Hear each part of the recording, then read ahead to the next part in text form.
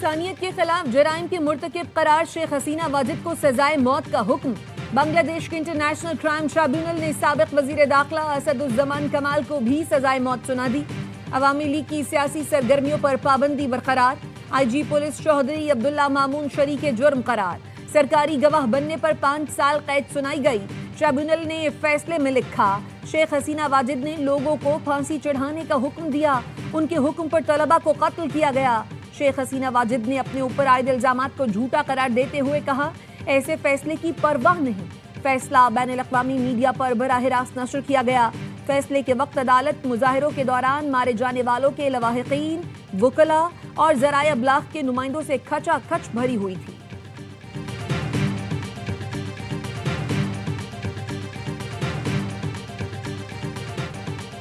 فیصلے کا علم تھا، والدہ بھارت میں محفوظ ہیں، عوامی لیگ سے پابندی نہ ہٹائی گئی تو فروری میں الیکشن نہیں ہونے دیں گے۔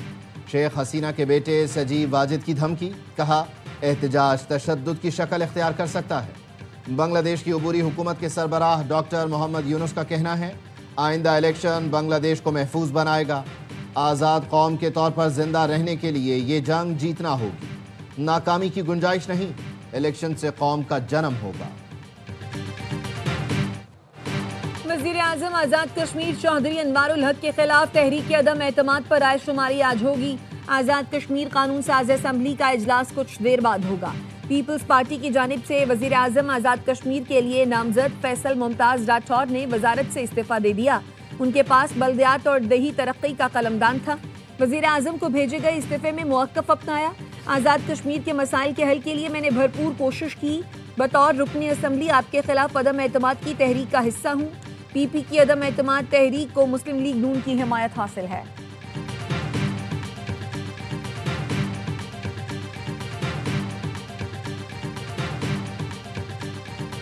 ایک اسپیشل بات ہے جی سر، الحمدللہ، اور نئے آنے والوں کے لیے نیک جذبات اللہ تعالیٰ نے کامیاب کرے۔ آپ بخوبی جانتے ہیں کہ یہ طریقے عدم اعتماد میں نے اپنے اوپر اپنے شوق سے، اپنی خواہش سے، اپنا عقل اور فکر استعمال کر کے مسلط کیے۔ وزیر اعظم آزاد کشمیر چودھری انوار الحق کا نئے آنے والوں کے لیے نیک جذبات کا اظہار، کہا اللہ انہیں کامیاب کرے۔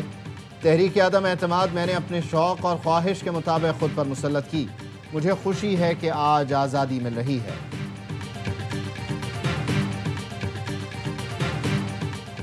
وزیر اعظم شہباز شریف ایک روزہ دورے پر کراچی پہنچ گئے۔ وزیر اعلیٰ سندھ، چیف سیکریٹری آئی جی سندھ اور دیگر نے استقبال کیا۔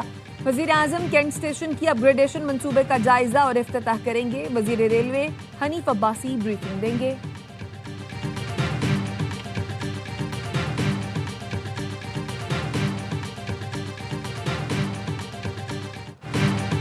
اختیارات نچلی سطح تک منتقل نہیں کیے گئے تو نیا صوبہ ناگزیر ہو جائے گا۔ ہم لاڑکانہ، سکھر اور کشمور کے اختیارات کی بات کر رہے ہیں۔ پیپلز پارٹی کے دوستوں سے کہتا ہوں، آئیں، بیٹھیں، بات کریں۔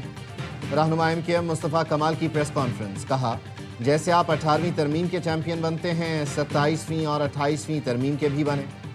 حکومت نے کہا ہے آئندہ ترمیم میں ایم کیو ایم کا بل لازمی شامل کریں گے۔ پیپلز پارٹی بلدیاتی بل کی حمایت پر تیار نہیں تھی۔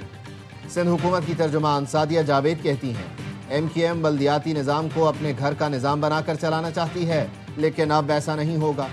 بلدیاتی حکومتوں کا مقدمہ لڑنے والے پہلے اپنی پارٹی کو ٹھیک کر لیں۔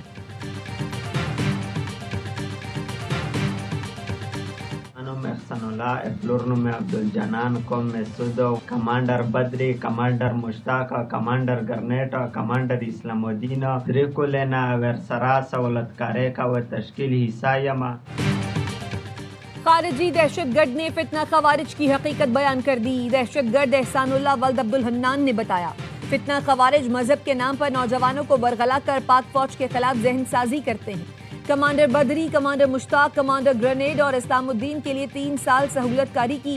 بختر بند گاڑی اور تتور میں پولیس اسٹیشن پر حملے سمیت مختلف کارروائیاں کی۔ پاک فوج کو بدنام کرنے والے خوارج خود کافر اور مرتد ہیں۔ جب انہیں دیکھا تو پتہ چلا پاکستانی فوج تو حقیقی مسلمان ہے۔ 5 وقت نماز پڑھتے دیکھا۔ نوجوانوں سے اپیل ہے پاک فوج کا ساتھ دیں تاکہ دہشت گردوں کا خاتمہ ہو سکے۔ ہم ان دہشت گرد خوارج کی وجہ سے تباہ و برباد ہو گئے ہیں۔ I, Justice Firoz Khan Badich, do solemnly swear and I will bear true faith and allegiance to Pakistan. I will bear true faith and allegiance to Pakistan. वफाकी आइनी अदालत के मजीद 2 जजेस ने हलफ उठा लिया। जस्टिस रोजी खान, जस्टिस अरशद हुसैन शाह से चीफ जस्टिस आइनी अदालत अमीनुद्दीन खान ने हलफ लिया।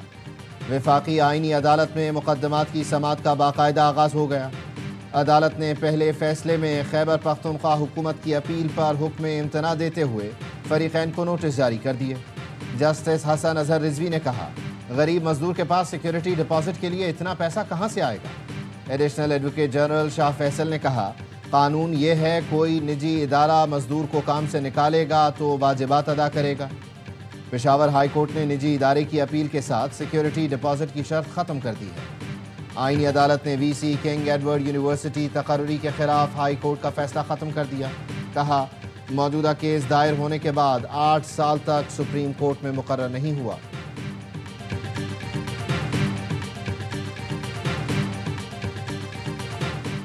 सत्ताईसवीं तरमीम के बाद सिंध हाई कोर्ट और आइनी बेंचेस का नया रोस्टर जारी। रोस्टर गवर्नर सिंध की जानिब से 15 नवंबर को जारी करदा ऑर्डिनेंस की रोशनी में तश्कील दिया गया।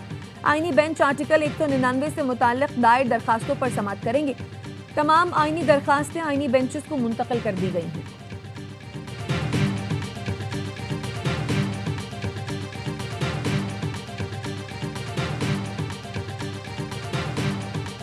दो तरीके होते हैं, एक ये कि आप इस्तीफ़ा दे दें, आप मूवमेंट चलाएं। दूसरा एक और तरीक़ेकार होता है, जिहाद अपनी जो है सिस्टम में रह के करें। चुप करके बैठना एक तरह से आप सारे प्रोसेस का हिस्सा बन जाते हैं। कौम को ये पैगाम देना चाहता हूँ, उतार चढ़ाव होता रहता है, इंशाल्लाह ये चीज़ें दुरुस्त हों।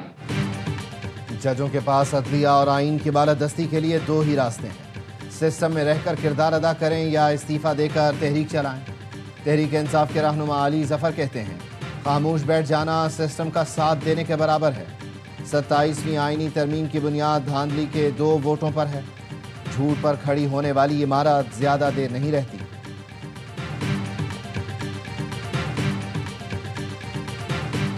On the population side, high level number, which is obviously not sustainable. These 2 aspects reinforce each other, actually in Pakistan's case negatively, whether it's the population momentum or where we are in terms of climate change. Pakistan IMF programme और इदारा जाती इस्लाहात पर अमल दरामद कर रहा है। IMF programme के बायस मुल्क की मईशत बेहतरी की जानिब गामज़न है। वज़ीर ख़ज़ाना मोहम्मद औरंगज़ेब कहते हैं, 2.55% आबादी की ग्रोथ खत्ते के दीगर ममालिक की निस्बत बहुत ज़्यादा है। पाकिस्तान में तकरीबन 40% बच्चे ग़ज़ाई क़िल्लत का शिकार हैं। क्लाइमेट चेंज के बायस सैलाब और खुश्क साली जैसी आफात का सामना है। आबादी की ग्रोथ और क्लाइमेट चेंज दोनों को कंट्रोल करना नागुज़ीर हो चुका।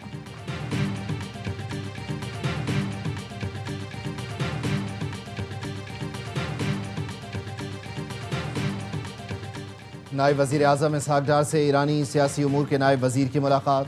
इलाक़ाई कसीरुल-जहती उमूर और 2 तरफ़ा ताल्लुक़ात मज़ीद मजबूत बनाने पर गुफ्तगू।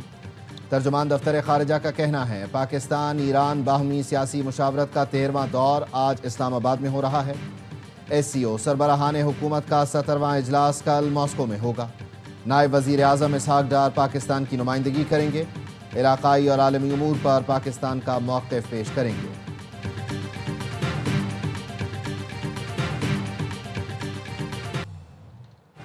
वज़ीर दाखिला मोहसिन नकवी से चीनी सफ़ीर की मुलाकात। पाक चीन 2 तरफ़ा ताल्लुकात और बाहमी दिलचस्पी के उमूर पर तबादला ख्याल। इंसदादे दहशतगर्दी और सिक्योरिटी ताउन मज़ीद मजबूत बनाने पर इत्तफ़ाक़। चीनी सफ़ीर की इस्लामाबाद में खुदकुश हमले की मज़म्मत। कीमती जानों के ज़िया पर इजहार ताज़ियत। कहा, पाकिस्तान के साथ भरपूर ताउन जारी रखेंगे। मोहसिन नकवी ने कहा, पाकिस्तान दहशतगर्दी से सबसे ज़्यादा मुतासिर मुल्क है। चीन पाकिस्तान का वो बाएतमाद दोस्त है जिसने हर मुश्किल वक्त में साथ दिया। पाक चीन ताल्लुकात बाहमी एतमाद और एहतराम पर मबनी हैं।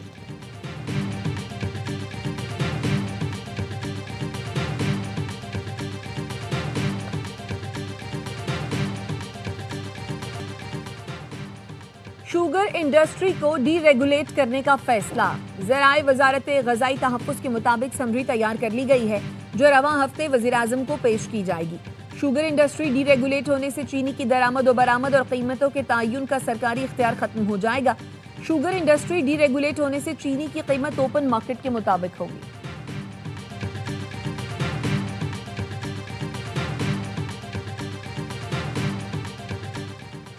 बलूचिस्तान के 3 अजला में मुनशियात काश्त हो रही हैं। सबको मालूम है लेकिन कोई कार्रवाई नहीं करता। ANF का काम किलो किलो मुनशियात पकड़ना नहीं बल्कि सप्लाई लाइन काटना है। सुप्रीम कोर्ट का मुनशियात की सप्लाई ना रोकने पर सरकारी इदारों पर बरहमी का इजहार। जस्टिस जमाल मंदोखेल ने मुनशियात केस के मुलजिम की दरख्वास्त जमानत पर रिमार्क्स दिए। छोटी मोटी कार्रवाई तो शहरों में पुलिस भी करती रहती है। मुनशियात बॉर्डर से 1,000 किलोमीटर अंदर तक कैसे आ जाती है? 5-10 किलो का मसला नहीं, लेकिन टनों के हिसाब से मुनशियात आती है। ये ज़ियाउल हक का दिया हुआ तोहफा है, इसको भुगतें।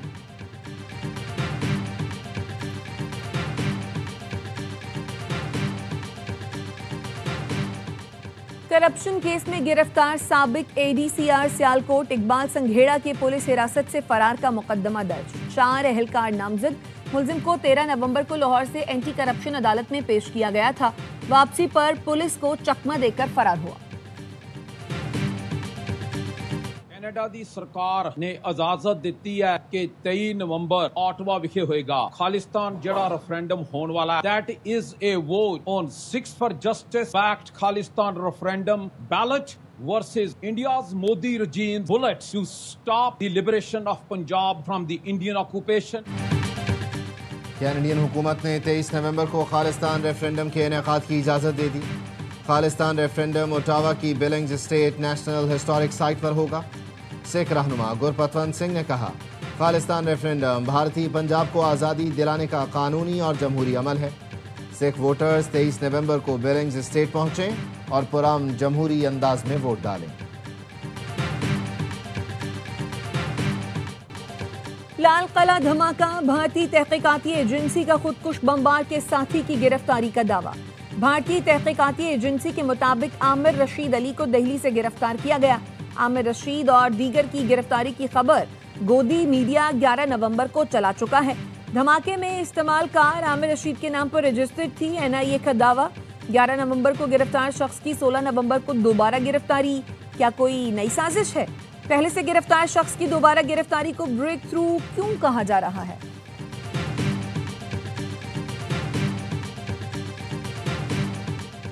वज़ीर सेहत सिंध ने सूबे भर में 13 रोज़ा खसरा और रुबेला वैक्सीनेशन मुहिम का इफ्तिताह कर दिया।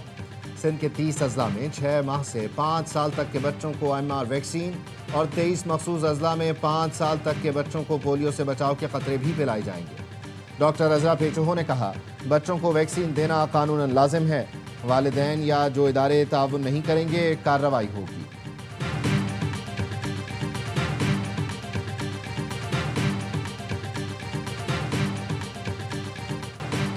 और जुनूबी गजा में इसराइली फोर्सेस के हमलों में मजीद 3 फलस्तीनी शहीद, मुतअद्दिद जख्मी। इसराइली हेलीकॉप्टरों ने रफाह के शुमाली इलाकों पर बमबारी की।